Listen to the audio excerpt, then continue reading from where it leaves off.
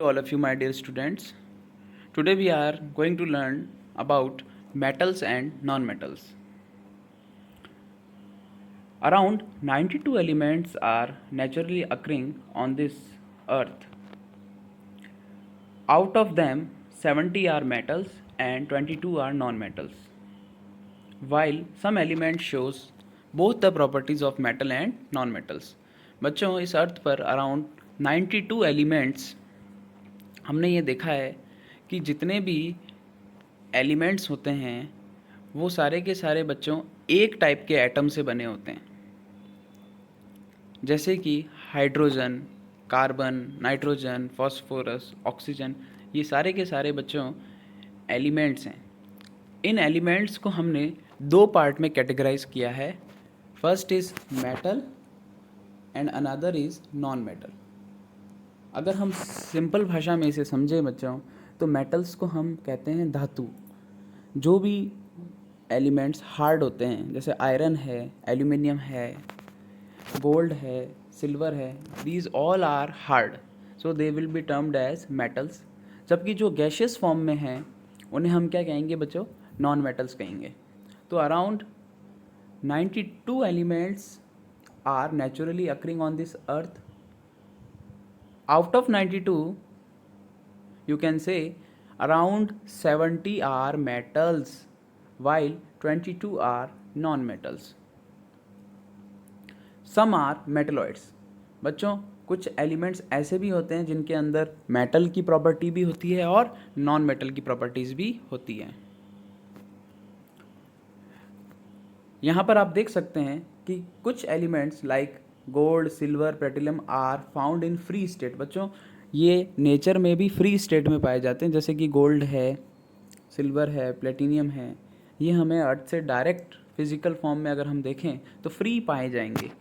जबकि कुछ एलिमेंट्स जो हैं वो किसी और के साथ कंबाइंड होकर इन द से वी कैन से कि वो कंपाउंड की फॉर्म में पाए जाएंगे, जैसे कि ऑक्साइड्स, सल्फाइड्स, कार्बोनेट्स, सिलिकेट्स, इनकी फॉर्म में वो क्या होंगे बच्चों?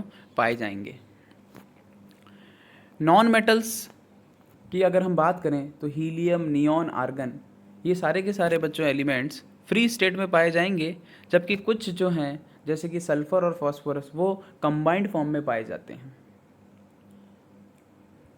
नाउ मूविंग फर्दर, हम यहाँ पर फिजिकल प्रॉपर्टीज़ को देखते हैं। बच्चों, physical properties of metal and non metals को अगर समझें तो सबसे पहली बात हमें ये आती है कि मेटल्स जितने भी होते हैं वो सारे के सारे सॉलिड होते हैं। अभी मैंने पहले भी जिक्र किया था कि मेटल्स जितने भी हैं वो बच्चों सारे के सारे सॉलिड हैं।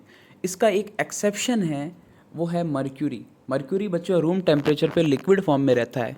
आपने देखे होंगे थर्मोमीटर्स जो आते हैं, जितने भी उन थर्मोमीटर्स के अंदर जितने भी सिग्मेनोमीटर्स आते हैं उन सब में मर्क्यूरी भरा होता है। बच्चों, प्रेशर नापने के लिए मर्क्यूरी को यूज़ किया जाता है। मर्क्यूरी हमेशा लिक्विड फॉर्म में पाया जाता है, तो it is a exception while all the metals are solid in nature. Okay. जबकि अगर हम नॉन मेटल्स की बात करें तो नॉन मेटल्स मोस्टली तो वो लिक्विड और गैशियस होते हैं, but sometimes they may be solids also. Okay, तो हमें ये चीज़ याद रखनी है। दूसरी बात है बच्चों, मेटल्स हार्ड होते हैं। बच्चों, ऑब्वियस सी बात है, जो सॉलिड है तो वो हार्ड होगा, जबकि non metals are soft. Okay, but there is a exception named diamond. Diamond is the hardest on this earth. It is the allotrope of carbon. So we can say non metal में एक carbon का जो allotrope है named diamond, वो क्या होता है बच्चों? हार्डेस्ट होता है।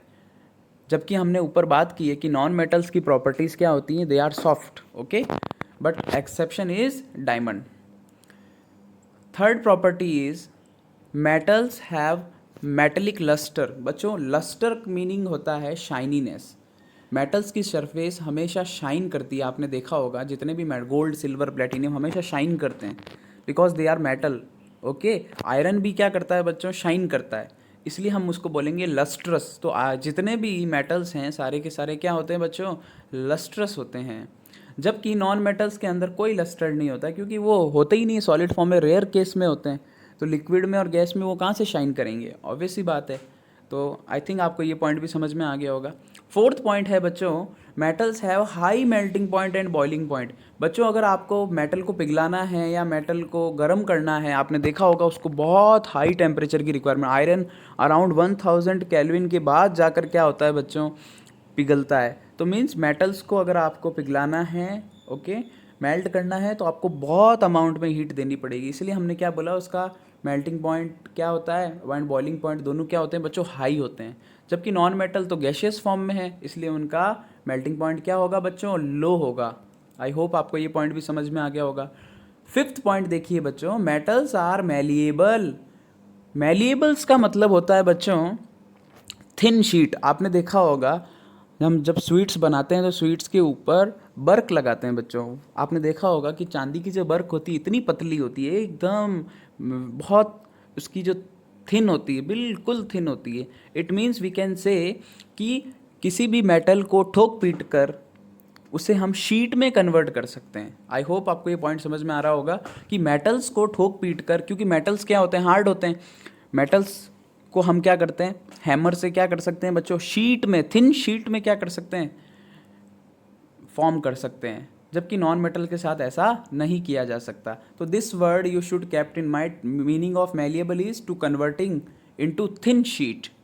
There are two word, one is lustrous, another is malleable. Okay, now the third point, now the fifth point is metals are ductile. Now another good word, ductile. बच्चों ductile का मतलब होता है थिन वायर्स। आपने देखा होगा आपके घरों में जो वायर यूज़ करते हैं इलेक्ट्रिक फिटिंग के लिए, सारे के सारे बच्चों प्लास्टिक से कोटिंग होते हैं। हमने प्रीवियस चैप्टर में भी पढ़ा था, ओके, थर्मोसेटिंग प्लास्टिक से उसको कवर करते हैं। तो अंदर की तरफ आपने देखा होगा copper, copper good conductor of heat and electricity होता है ना।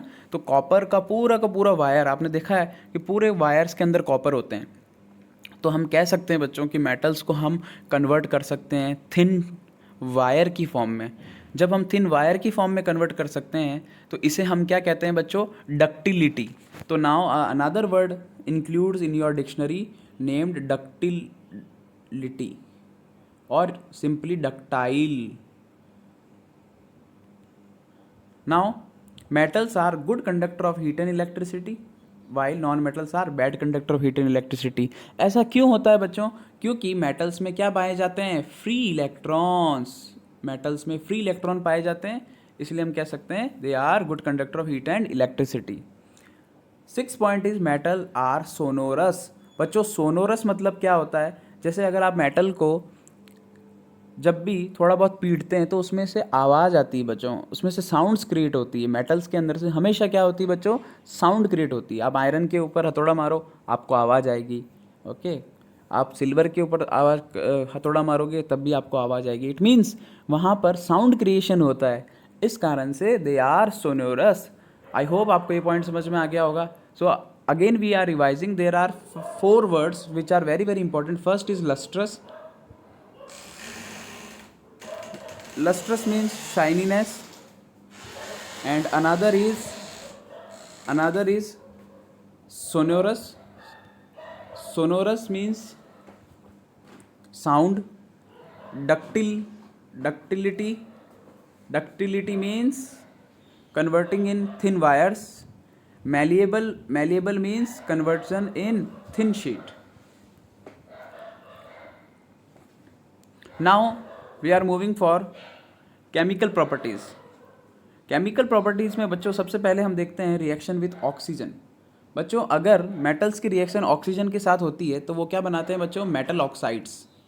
क्या बनाएंगे, मेटल ऑक्साइड्स।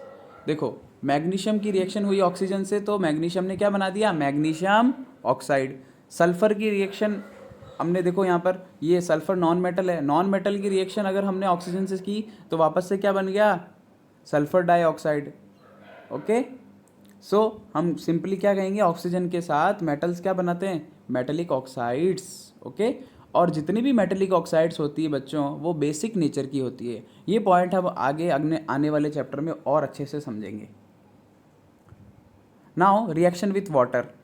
बच्चों अगर हम मेटल की रिएक्शन वाटर के साथ करें तो हमारे को यहाँ पर एक बेस का फॉर्मेशन होता है। देखो आप यहाँ पर सोडियम की रिएक्शन जब वाटर से हुई तो वहाँ पर क्या बन गया बच्चों, NaOH। NaOH is a base.